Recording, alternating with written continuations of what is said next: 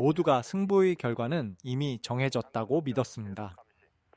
걸프전의 영웅 에이브람스와 유럽의 자존심으로 불리는 레오파드 사이에서 대한민국에서 온 이 낯선 전차는 그저 경험 없는 신참일 뿐이었습니다. 2024년 3월 폴란드 브라니에보의 사격장은 영하 28도의 혹독한 추위와 함께 숨막히는 긴장감이 감돌고 있었습니다.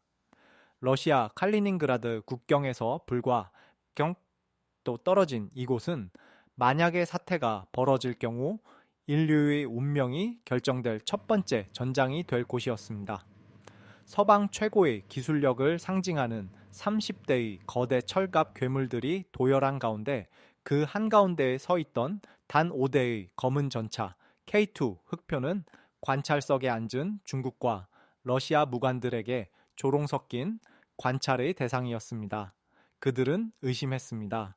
거대한 체구와 실전 기록을 가진 서방 전차들 사이에서 상대적으로 가벼운 한국산 전차가 과연 이 가혹한 동유럽의 늪지대와 눈보라를 견뎌낼 수 있을지 말입니다. 하지만 그 의구심이 충격과 공포로 바뀌는 데는 그리 긴 시간이 필요하지 않았습니다. 전차병 야누시 대위가 긴장된 손으로 해치를 닫고 시동 버튼을 누른 순간 대한민국 방위산업의 정수가 담긴 전차는 조용히 하지만 강력하게 스스로의 가치를 증명할 준비를 마쳤습니다. 지켜보는 이들의 상식을 파괴하고 전차의 역사를 다시 쓴 경이로운 72시간의 기록은 바로 이 차가운 정적 속에서 시작되었습니다. 현대전에서 전차의 유효 교전 거리는 보통 2km 내외로 여겨지지만 폴란드의 광활한 평원은 K2 흑표에게 그 2배에 달하는 4km 타업 밖에 표적을 요구했습니다. 사격 훈련이 시작되자 먼저 나선 미국의 에이브람스와 독일의 레오파드는 숙련된 장전수들이 시시키어기여기는 넘는 포탄을 직접 밀어 넣으며 분투했습니다. 숙련된 인간의 움직임은 기계처럼 정확했지만 영하 20도를 밑도는 혹독한 추위와 휘몰아치는 눈보라 속에서 체력은 급격히 소모되었고 명중률은 점차 흔들리기 시작했습니다. 마침내 오전 10시 K2 흑표의 차례가 돌아오자 사격장에는 묘한 정막이 흘렀습니다. 관람석의 중국 무관들은 카메라 줌을 최대로 당겼고 러시아 관찰단은 비웃음 섞인 표정으로 싼 강경을 들었습니다. 그들은 한국산 전차가 채택한 자동 장전 장치가 극한의 환경에서 오작동할 것이라 확신하고 있었기 때문입니다. 하지만 포수 카롤 중사가 레이저 거리 측정기 버튼을 누르는 순간 K2의 사격 통제 컴퓨터는 단 0. 3초 만에 풍향과 기온 그리고 포신의 미세한 굴곡까지 계산해냈습니다. 사람의 손이 아닌 정교한 기계 팔이 초마다 일정한 리듬으로 탄약을 공급하자 흑표의 120mm 주포는 거침없이 불을 뿜었습니다. 킬로미터 전박의 패전차 표적의 초속 1700m의 철갑탄이 꽂히는 순간 화염이 치솟았고 결과는 5발 모두 명중이라는 경이로운 기록이었습니다. 이는 70%에서 80%의 명중률에 머물렀던 서방 전차들을 압도하는 수치였으며 단순한 명중률의 차이를 넘어 기술적 세대의 격차를 보여주는 사건이었습니다. 사람의 체력에 의존하지 않고 기계적 일관성을 유지하는 자동화 시스템의 승리였던 것입니다. 무엇보다 놀라운 점은 한국의 지형에 최적화된 사격 통제 알고리즘이 유럽의 평원에서도 한 오차 없이 작동했다는 사실입니다. 중국 무관들은 자국의 VT5 전차보다 훨씬 뛰어난 데이터 처리 속도와 정확도의 당혹감을 감추지 못한 채 급히 베이징으로 보고서를 작성하기 시작했습니다. 서방 전차병들이 땀 흘리며 포탄과 씨름할 때 K2 내부의 폴란드 병사들은 쾌적한 디지털 환경 속에서 오직 조준에만 집중하며 현대전의 주인공이 누구인지 전 세계에 공표했습니다. 이 압도적인 사격 능력은 단순한 명중의 기록을 넘어 대한민국 방위 산업이 도달한 정밀함의 수준이 어디까지인지를 전 세계 군사 관계자들의 뇌리에 깊숙이 각인시킨 역사적 순간이었습니다. 이로써 K2 흑표는 자신을 향한 모든 의구심을 단 한 번의 사격 세션만으로 완벽하게 잠재웠으며 동유럽 평원의 새로운 지배자가 탄생했음을 알렸습니다.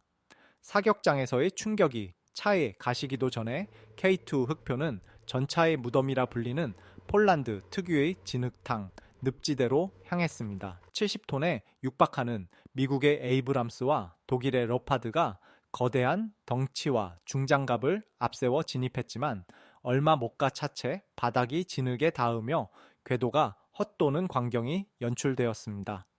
서방의 설계 사상은 평탄한 도로와 단단한 토양을 전제로 하기에 동유럽의 봄철 해빙기인 라스푸티차 앞에서는 무력해질 수밖에 없었던 것입니다. 하지만 K2 흑표는 달랐습니다. 한국의 산악지형과 논바닥 같은 험지에서 다듬어진 유기압 현수 장치인 이른바 무릎 꿇기 기술이 빛을 발하는 순간이었습니다. 조종수 피오트르 병장이 차체의 높낮이를 조절하자 흑표는 마치 살아있는 생물처럼 자세를 낮추어 무게 중심을 분산시켰고 때로는 차체 앞부분을 들어 올려 진흙 더미를 타고 넘었습니다. 이는 단순히 기계적인 움직임을 넘어 물리학적 한계를 극복하려는 대한민국의 독창적인 엔지니어링이 만들어낸 예술에 가까웠습니다. 지켜보던 나토 관계자들은 경악했습니다. 90톤의 쇳덩이가 60도에 달하는 가파른 진흙 언덕을 마치 평지를 달리듯 가볍게 치고 올라갔기 때문입니다. 다른 전차들이 엔진 비명을 지르며 제자리에 멈춰 서 있을 때 K2는 각 바퀴의 압력을 실시간으로 제어하며 최적의 접지력을 찾아냈습니다. 이것은 한국의 엔지니어들이 좁고 험한 한반도의 고개를 넘기 위해 수십 년간 고민하며 완성한 자유도 높은 현수 시스템의 승리였습니다. 피오트르 병장은 나중에 인터뷰에서 마치 전차가 자신의 의지를 잃고 스스로 길을 만드는 것 같은 일체감을 느꼈다고 회상했습니다. 특히 전차의 높이를 자유자재로 조절해 매복 지점에서 포탄만 살짝 내밀어 사격하고 다시 숨는 동작은 지형을 완벽하게 이용하는 한국적 전술의 정수를 보여주었습니다. 서방 전차들이 거대한 방패라면 K2 흑표는 날카롭고 유연한 검과 같았습니다. 진흙에 빠져 허우적거리는 동료 전차들을 뒤로하고 홀로 언덕 정상에 올라 포효하는 흑표의 모습은 전차는 무거워야 강하다는 유럽의 고정관념을 완전히 깨부수었습니다. 이제 폴란드 군 수뇌부는 확신했습니다. 자신들의 국토를 지킬 유일한 대안은 화려한 명성의 서방 전차가 아니라 어떤 악조건에서도 멈추지 않고 전진하는 대한민국의 기술력이라는 사실을 말입니다. 이 험지 돌파 능력은 단순히 기동성의 우위를 넘어 전장에서의 생존성과 직결되는 핵심 요소였으며 K2 흑표가 왜 동유럽의 새로운 수호자로 낙점받았는지 증명하는 가장 강력한 증거가 되었습니다. 가혹한 환경을 견디며 다듬어진 우리 기술이 타국의 평화를 지키는 든든한 버팀목으로 거듭나는 순간이었습니다. 훈련의 마지막 단계인 모의 전투 시나리오가 시작되자 훈련장은 실제 전장을 방불케 하는 긴장감에 휩싸였습니다. 이번 과제는 압도적인 수로 밀고 들어오는 적 전차 부대를 단 5대의 전차로 저지해야 하는 4대1의 절망적인 상황이었습니다. 서방의 명품 전차들이 차례로 투입되어 매복과 기동 방어를 시도했지만 수적인 열세를 극복하지 못하고 방어선이 뚫리는 결과가 속출했습니다. 마침내 K2 흑표 소대의 차례가 되자 야누시 대위는 한국 교관들로부터 전수받은 복합 기동 전술을 전개했습니다. 흑표는 단순히 정면에서 맞서지 않고 능동 방어 시스템인 APS를 가동하며 적의 미사일 위협을 정면으로 돌파했습니다. 레이더가 날아오는 적의 대전차, 미사일을 감지해 공중에서 요격해버리자 참관석에서는 탄성이 터져 나왔습니다. 이는 대부분의 서방 전차들이 아직 갖추지 못한 K2만의 독보적인 생존 능력이었습니다. 더욱 놀라운 장면은 흑표가 언덕 뒤에 몸을 숨긴 채 발사한 상부 공격 지능탄 KSTAM이 하늘을 가르며 적의 머리 위로 쏟아질 때였습니다. 적의 눈에 보이지 않는 위치에서 발사된 이 탄약은 스스로 목표를 찾아내어 전차의 가장 취약한 부분인 상부 장갑을 정확히 타격했습니다. 러시아 전차를 모사한 표적들이 맥없이 무너지자 러시아 관찰단은 얼굴이 굳어진 채 한마디 말도 하지 못했습니다. 흑표는 사격 통제 장치로 연결된 네트워크를 통해 실시간으로 표적 정보를 공유하며 한 대가 발견한 적을 나머지 4대가 동시에 정밀 타격하는 완벽한 협동 작전을 선보였습니다. 적 전차 20대 중 18대를 무력화시키며 유일하게 방어 임무의 성공한 순간 훈련 통제실의 모니터에는 압도적인 승리의 수치가 기록되었습니다. 이것은 단순히 화력의 승리가 아니라 첨단 센서와 인공지능 그리고 한국적 전술이 결합된 소프트웨어의 승리였습니다. 적의 머리를 먼저 자르고 혼란에 빠진 나머지를 기동력으로 제압하는 한국군 특유의 영리한 싸움 방식은 힘의 대결에만 익숙했던 나토 지휘부에게 전율의 가까운 영감을 주었습니다. 중국 무관들은 자국의 VT-4 전차로는 도저히 흉내낼 수 없는 이 다층적인 공격 방식에 충격을 받아 급히 보고서를 수정하기 바빴습니다. 72시간의 짧은 시간 동안 흑표는 자신이 왜 전 세계 전차 중 가장 스마트한 검은 표범이라 불리는지 행동으로 증명했습니다. 숫자의 우위가 더 이상 승리를 보장하지 않는다는 현대전의 진리를 일깨워준 이 모의 전투는 대한민국 방위산업이 도달한 전략적 통찰력이 전 세계 전차 설계의 새로운 기준이 되었음을 선포하는 장대한 피날레였습니다. 이로써 K2 흑표는 동유럽의 들판을 지키는 가장 예리하고도 든든한 방패로서의 자격을 완벽하게 입증해냈습니다.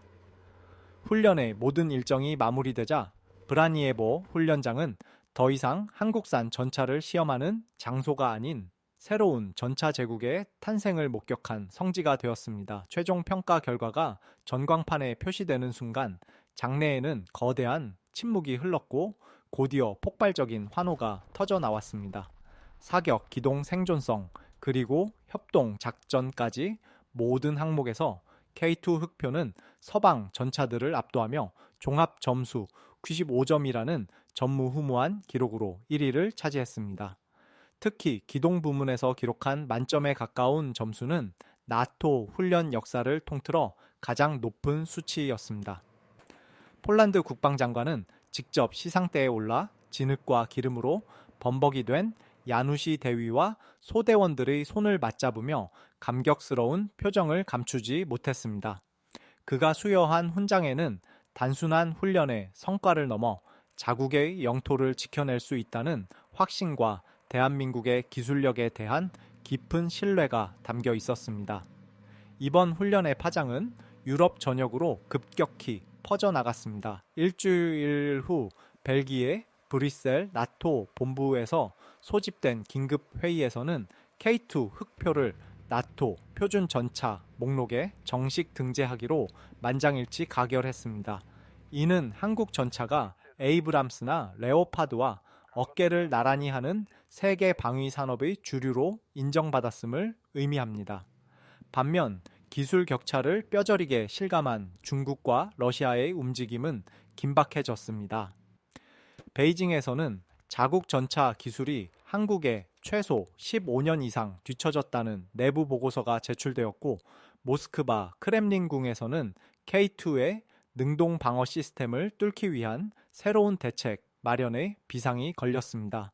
하지만 모두가 알고 있었습니다. 한국 전차의 승리는 단순히 화려한 부품의 조합이 아니라 기술을 아낌없이 전수하고 현지 생산을 약속한 진정성 있는 파트너십의 결과라는 것을 말입니다. 루마니아와 노르웨이, 그리고 발트 3국이 공동 구매를 검토하기 시작하며 유럽 전역에는 이른바 흑표 열풍이 불기 시작했습니다. 폴란드 평원에 세워진 작은 기념비는 2024년 3월에 그 뜨거웠던 72시간을 기억하며 후배 전차병들에게 전설로 남았습니다. 대한민국에서 온 검은 표범은 이제 동유럽의 평화를 수호하는 가장 강력한 상징이 되었으며 우리 기술이 세계의 표준을 재정의하고 자유를 수호하는 핵심 동력으로 거듭났음을 전 세계에 알린 위대한 여정이었습니다. 이로써 대한민국 방위산업은 단순한 무기 수출을 넘어 전 세계의 신뢰를 담보하는 강력한 브랜드로 자리매김하게 되었습니다. 책 이 시간의 기적은 단순히 운이 좋아서 만들어진 우연이 아니었습니다. 그것은 부품 하나하나에 혼을 담고 가장 가혹한 지형을 극복하기 위해 밤을 지새운 수만 명의 땀방울이 모여 이뤄낸 필연적인 결과입니다. 흑표는 이제 폴란드의 평원을 넘어 전 세계 자유진영의 가장 든든하고 예리한 방패가 되었습니다. 훈련장 한 구석에 세워진 기념비는 단순히 점수를 기록한 비석이 아니라 대한민국이 걸어온 자주국방의 역사와 평화를 향한 뜨거운 열망을 상징합니다. 우리는 이번 기록을 통해 우리 스스로가 만든 무기에 대한 깊은 믿음을 가질 수 있게 되었습니다. 철갑 안에 담긴 것은 차가운 금속이 아니라 어떤 위협 속에서도 동맹을 지키겠다는 대한민국 기술진의 의지이자 약속입니다. 세계가 경탄한 이 압도적인 성능은 앞으로도 우리 방위산업이 전 세계의 표준을 선도하며 새로운 역사를 써 내려갈 것임을 확신하게 합니다. 오늘 우리가 목격한 검은 표범의 포효는 대한민국이 더 이상 뒤를 따르는 나라가 아닌 세계를 이끄는 주인공으로 우뚝 섰음을 선포하는 함성입니다. 이 위대한 여정에 함께 해주신 여러분께 감사드리며 대한민국 방위산업의 다음 행보가 궁금하시다면 구독과 알림 설정을 통해 응원을 보내주시기 바랍니다. 여러분의 응원은 우리 기술이 더 높이 비상하는 가장 큰 원동력이 됩니다. 다음 영상에서는 하늘의 지배자로 우뚝 설 KF-21의 비상에 대해 심도 있게 다루겠습니다. 시청해 주셔서 감사합니다. 대한민국은 이제 스스로의 힘으로 평화를 설계합니다.